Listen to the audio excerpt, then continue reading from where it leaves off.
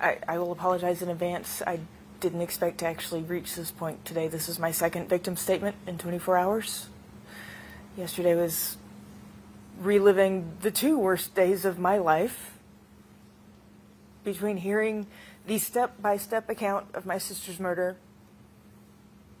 Mr. Mello's 2 new charges, his bond hearing, and my niece being put into emergency protective care again.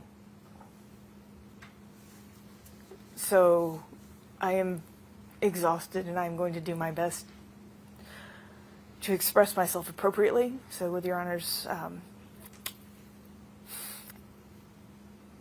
leniency, just give me a bit of grace. My understanding is this conversation is with you. This isn't with the defendant. This is not with counsel. This is not with the gallery. So this is a conversation with you.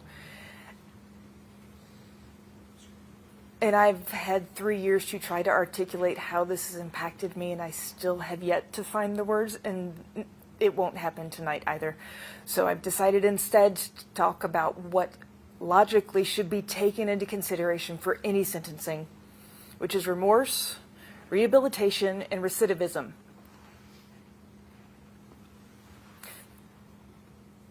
This defendant sat on that stand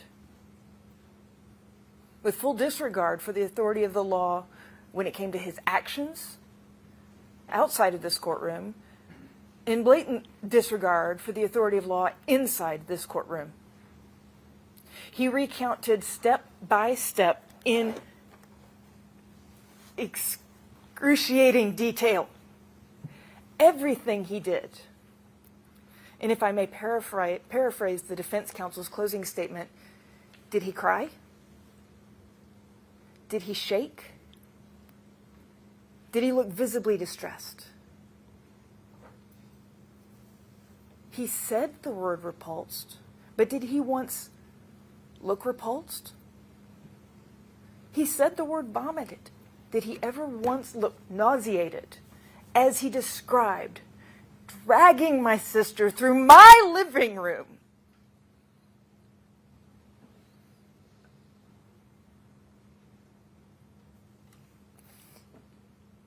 Cold doesn't begin to describe the lack of emotion. And if I may be blunt, if we're going to argue somebody has to have malice and hate in their heart to be capable of murder, then one could also argue that anyone medically diagnosed as antisocial personality disorder is therefore not capable of committing murder. I think that is a logical fallacy, is asinine, and the fact that I'm tired, I will no longer go down that, but there has been no remorse once shown by this defendant in this courtroom.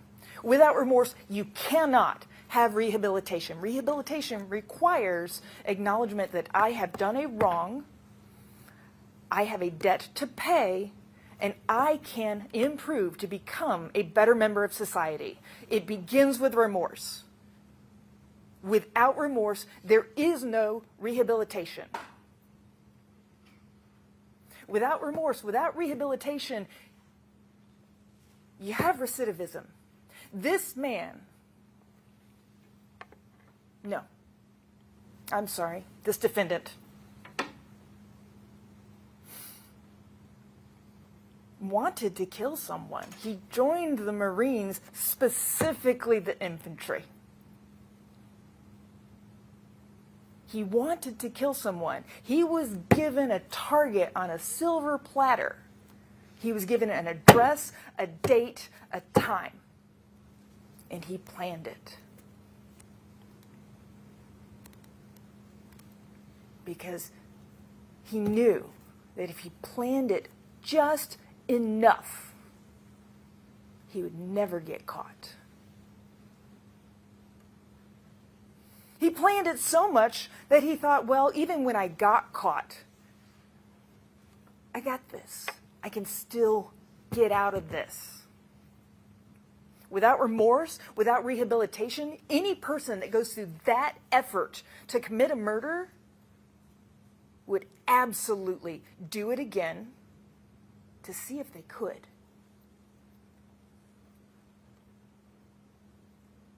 You're left with either two options. Either he is a weak, easily manipulated man